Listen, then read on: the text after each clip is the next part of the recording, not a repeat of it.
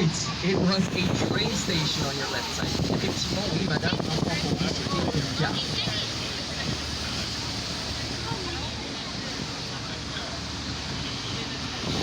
So this was a train station originally. It was built for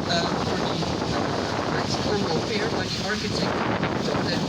And it was built originally to make it so that everyone who wanted to attend the World Fair of 1900 would arrive directly at the heart of Paris by a train. So it was built originally to host inside electric trains.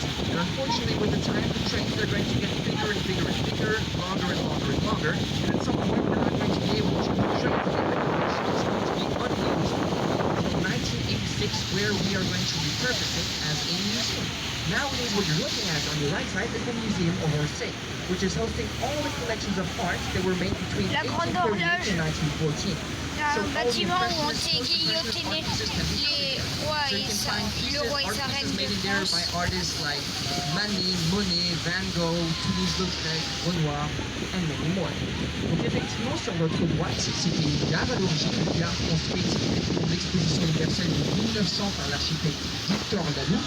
À l'origine, cette gare elle avait été construite pour permettre à toute personne venant pour l'exposition universelle de 1900 d'arriver directement au cœur de Paris par train. Donc à l'origine, cette gare elle avait été construite pour abriter à l'intérieur des trains électriques. Et malheureusement, avec le temps, les trains ils vont devenir de plus en plus longs, de plus en plus longs. Et au bout d'un moment, on va plus pouvoir retrouver ce que nous à l'intérieur. Ce qui veut dire que cette gare elle va être désaffectée jusqu'en 1986.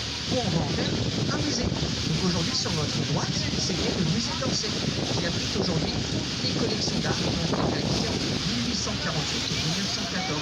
Donc toutes les œuvres avant-gardistes, impressionnistes, post-impressionnistes.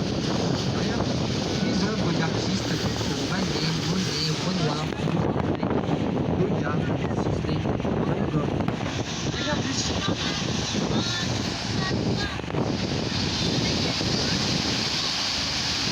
So now guys, you're going to notice I'm a super lazy guy. I like you guys.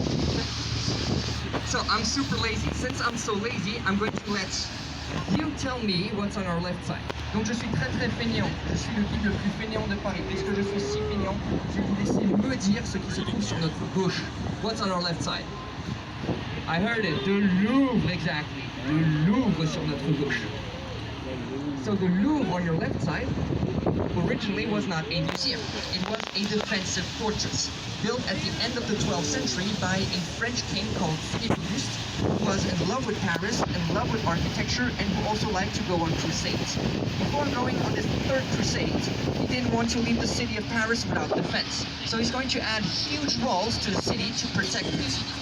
Without its end, the Louvre fortress to be on the lookout on the Seine River for potential enemies who would arrive from there.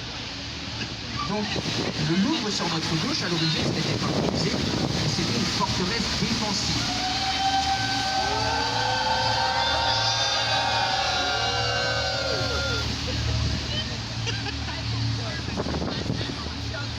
If you want, we can do that at every bridge, no problem.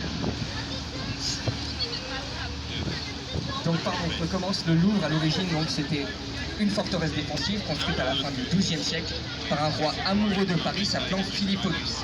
Philippe Auguste, avant de partir en croisade, pour sa troisième croisade, il ne voulait pas laisser la ville de Paris sans défense, donc ce qu'il va faire, c'est qu'il va vouloir défendre la ville de Paris en ajoutant des remparts autour de Paris, des murs défensifs, avec au bout, justement, cette forteresse du Louvre qui regarderait vers la Seine pour voir s'il n'y avait pas des ennemis qui arrivaient par là, par exemple, les Anglais.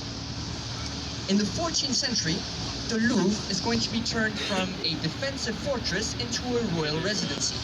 Royal residency in which many French kings are going to stay. For example, Francis I, Henry II, Henry IV, and so on, up until the Sun King, Louis XIV, is going to go where? Donc, ce Louvre sur votre gauche, il va connaître de grandes transformations au XIVe siècle sous le règne du roi Charles V. Et donc il va être modernisé, il va être transformé en un palais, en une résidence royale qui sera habitée par de nombreux rois de France, tels que par exemple François Ier, Henri II, Henri IV, et ainsi de suite, jusqu'à ce que notre roi soleil Louis XIV ne décide de partir pour Versailles. Donc, ce Louvre sur votre gauche, il va connaître de grandes transformations au XIVe siècle sous le règne du roi Charles V. Et donc il va être modernisé, il va être transformé en un palais, en une résidence royale qui sera habitée par de nombreux rois de France, tels que par exemple François Ier, Henri II, Henri IV, et ainsi de suite, jusqu'à ce que notre roi soleil Louis XIV ne décide de partir pour Versailles.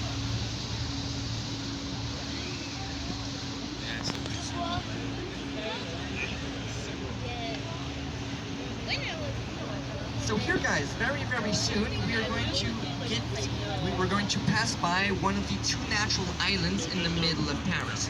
Donc là, très bientôt sur votre gauche, on va passer juste à côté d'une des deux îles naturelles au milieu de Paris. The City Island, l'île de la Cité. So the City Island on your left side is essentially the cradle of Paris. This is where everything began for Paris more than 2,000 years ago. This is where the settlers, the Parisiens, lived. Donc sur votre gauche, c'est ici en fait que se trouve le berceau de la ville de Paris. C'est ici qu'il y a plus de 2000 ans, en 300 avant Jésus-Christ, on s'installait un peuple qui s'appelait les Parisiens.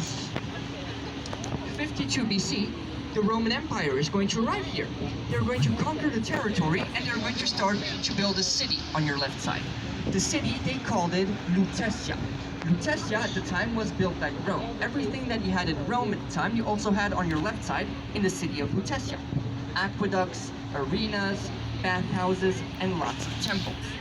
Donc c'est sur votre gauche, avec l'arrivée de l'Empire romain en 52 avant Jésus-Christ, que les Romains ils vont venir ici sur votre gauche, ils vont conquérir le territoire.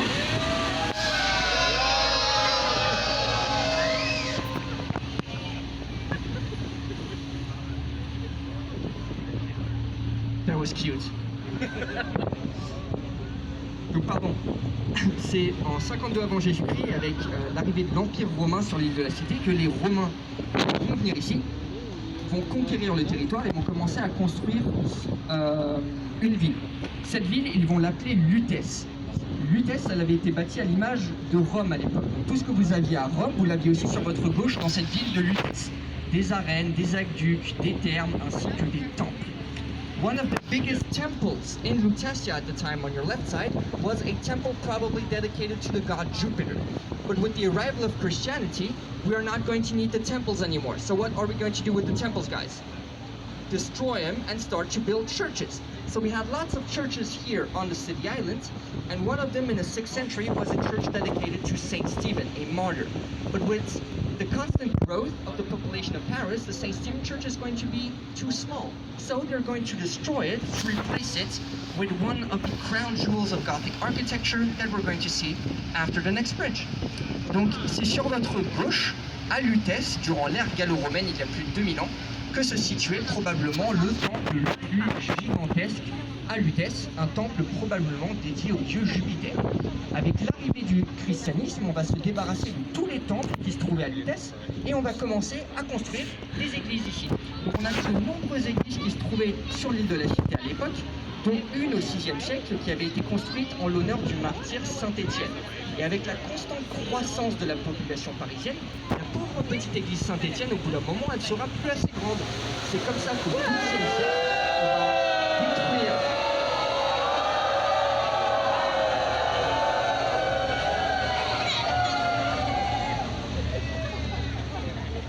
C'est comme ça qu'on va détruire cette église Saint-Étienne pour la remplacer par Notre-Dame de Paris. So Notre-Dame of Paris is going to replace the Saint Stephen Church. Notre-Dame was built between 1163 and 1345. It's going to take essentially 180 years to build her in a new architecture style at the time called the Dispensationum, and that is mostly known as Gothic nowadays. Donc, cette église Saint-Étienne, elle va être remplacée par Notre-Dame de Paris, fin du XIIe siècle. Donc Notre-Dame a été construite entre 1163 et 1345, 180 ans pour la construire, dans un nouveau style architectural de l'époque, l'Opus Francigenum, plus connu aujourd'hui sous le nom de gothique. So after the bridge, you can admire the beautiful facade of Notre-Dame.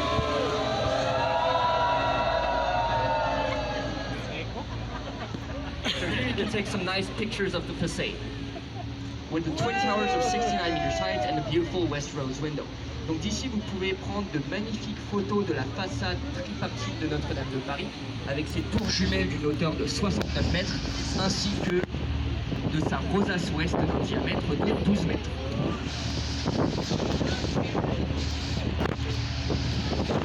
So Notre-Dame nowadays is a very old lady. She's approximately 850 years old. And during her time, she suffered a lot of damages, mainly during the French Revolution.